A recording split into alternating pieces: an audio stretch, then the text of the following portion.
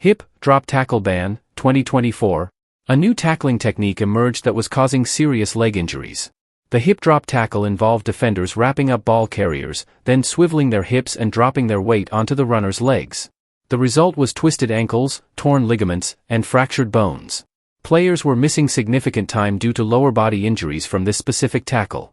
The league studied the data and found an undeniable pattern. Hip drop tackles were causing injuries at a rate far higher than traditional tackles. In 2024, the NFL banned the hip drop tackle, making it a personal foul. Defenders had to find other ways to bring down ball carriers without trapping their legs and dropping body weight on them. The rule was controversial. Some argued it made tackling nearly impossible. But the injuries were real, the pattern clear. Another technique banned, another body part protected, another rule written in blood. Chop block ban, 2016. Chop blocks were destroying defenders' knees at an alarming rate. The technique involved offensive linemen going low on a defender who was already engaged with another blocker up high. The defender's body was locked in place, unable to move, when another player dove at his knees from a different angle. Ligaments exploded. Careers ended. The injuries were predictable and preventable, but the technique was legal because it was effective at neutralizing pass rushers. In 2016, the NFL outlawed all chop blocks at any time, anywhere on the field. No exceptions. The rule protected defenders' knees from dangerous contact while their bodies were engaged and vulnerable. Teams had to find new blocking schemes, but players stopped having their knees destroyed by coordinated low hits they couldn't defend against. Concussion protocols, 2010, present. Mike Webster died at 50, his brain destroyed by football. Junior Seau shot himself in the chest at 43, he wanted his brain studied for CTE. Andre Waters committed suicide at 44. Dave Duerson at 50. The pattern was undeniable. Football was causing chronic traumatic encephalopathy, a degenerative brain disease that led to depression, dementia, and death. The NFL denied it for years, burying research and attacking scientists who spoke the truth. Finally, the league implemented independent neurological consultants, mandatory concussion removal protocols, and return-to-play requirements. Players showing concussion symptoms had to leave games and couldn't return without medical clearance. It was a tacit admission that football damages brains, that the hits players absorbed weren't just part of the game, they were accumulating trauma that would kill them decades later. The protocols don't prevent brain damage, but they acknowledge it exists. Defenseless receiver protections, 2009 to 2011. Austin Collie couldn't remember the hits that destroyed his career. The Indianapolis Colts receiver was knocked unconscious repeatedly, brutal helmet-to-helmet shots while he was airborne, defenseless, focused on catching the ball. Each concussion compounded the last. His career ended at 26, his brain permanently damaged. He was one of many. Receivers launching themselves to catch passes were prime targets for devastating hits, and defenders knew it. The collision was the point, intimidation through violence. The NFL expanded defenseless player protections, banning hits to the head and neck area of receivers in vulnerable positions. Penalties increased. Fines followed. Suspensions came next. The rule acknowledged that some hits, while technically legal, were too dangerous to allow. The game had to protect players from themselves and from opponents who saw injuries as tactical advantages. Kickoff wedge ban, 2009. Kickoff returns featured something called the wedge, multiple blockers linking up to form a wall. Then coverage players sprinted 40 yards at full speed and crashed into that human wall at maximum velocity. The collisions were catastrophic. Spinal injuries mounted. Players suffered career-ending neck trauma. Some were paralyzed. The physics made it inevitable, closing speeds of 40 miles per hour, bodies colliding with bone-crushing force, nowhere to go but down. Every kickoff was a potential disaster waiting to happen. In 2009, the NFL banned wedge blocking on kickoffs, prohibiting more than two players from forming blocks together. The rule immediately reduced the most violent collisions in football. Kickoff injuries dropped significantly. The play remained dangerous, but less catastrophically so. Players stopped having their spines compressed by running full speed into human walls. Low hits on quarterbacks, 2006. Carson Palmer's knee exploded in the 2005 playoffs. The Cincinnati Bengals quarterback planted his leg to throw when a defender dove low, making contact at the knee. Palmer's season ended instantly, torn ACL, torn MCL, season over, career nearly destroyed. He wasn't alone.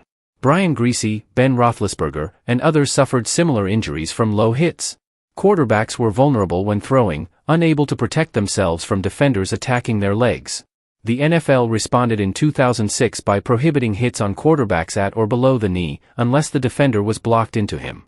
The rule protected the league's most valuable assets, franchise quarterbacks whose injuries could tank entire seasons. Critics called it preferential treatment, but the injuries were real, the pattern undeniable. Either protect quarterbacks' knees or accept that careers would end prematurely from preventable hits. Horse-collar tackle ban, 2005. Roy Williams perfected a tackle that broke legs like twigs. The Dallas Cowboys safety grabbed ball carriers by the back of their collar or shoulder pads, then yanked them backward and down.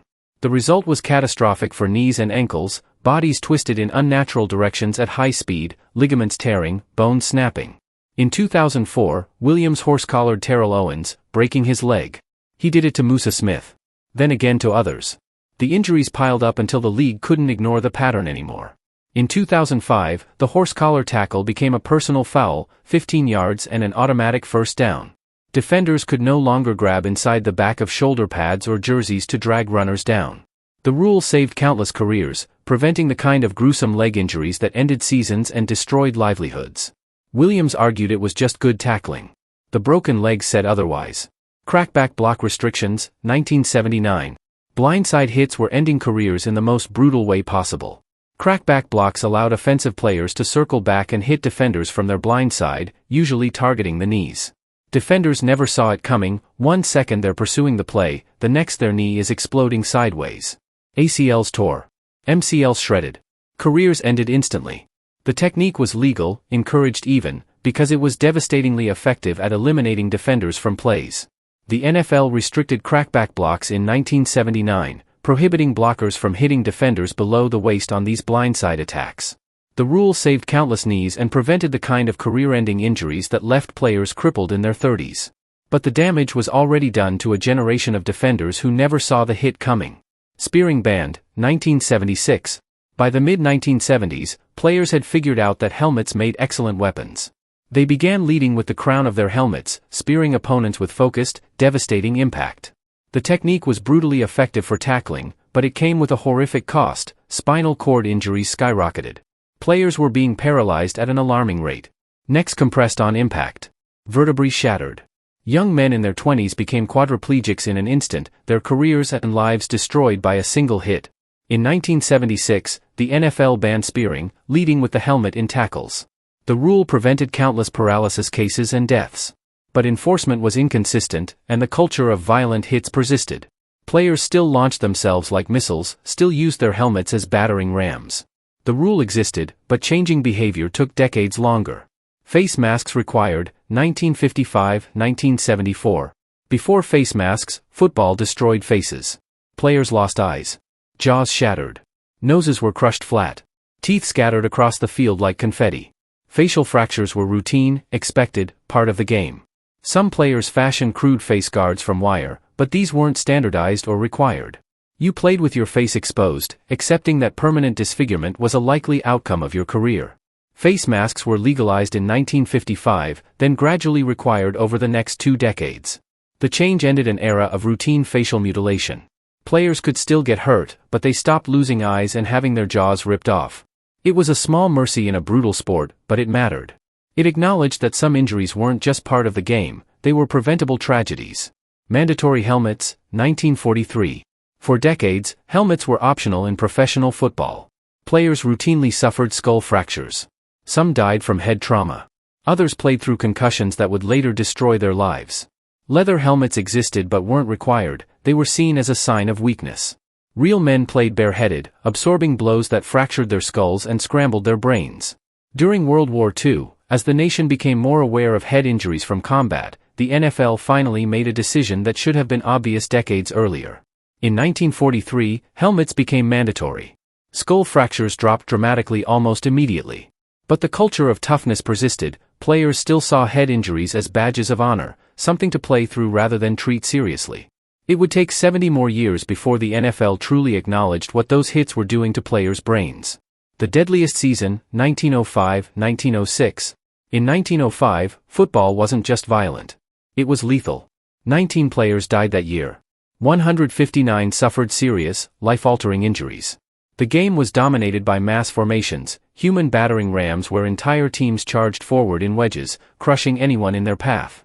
Players didn't pass the ball. They formed walls of flesh and bone, then collided at full speed. The result was predictable: shattered skulls, broken spines, internal bleeding. Colleges across America began banning the sport. Newspapers called it barbaric. Parents demanded it be outlawed entirely. Then President Theodore Roosevelt stepped in. He called college football representatives to the White House and delivered an ultimatum: reform the game, or I'll abolish it by executive action. The forward pass was legalized in 1906. The neutral zone was created. First downs were extended to spread players out and prevent deadly pileups. Football survived, but only because it agreed to stop killing people. The NFL rulebook is written in blood. Every major safety rule exists because someone was crippled, killed, or permanently damaged. From the most recent hip drop tackle ban to the forward pass that saved the sport itself, progress is measured in bodies saved, careers extended, lives preserved. The game changes only when the cost of not changing becomes unbearable. Football will always be violent, that's its nature. But the rules that protect players today exist because yesterday's players sacrificed their bodies, their minds, and sometimes their lives. Each rule represents a lesson learned the hardest way possible. Which rule do you think saved the most lives? Drop your answer in the comments below. And if you learned something new today, hit that subscribe button. We've got more dark sports history coming your way.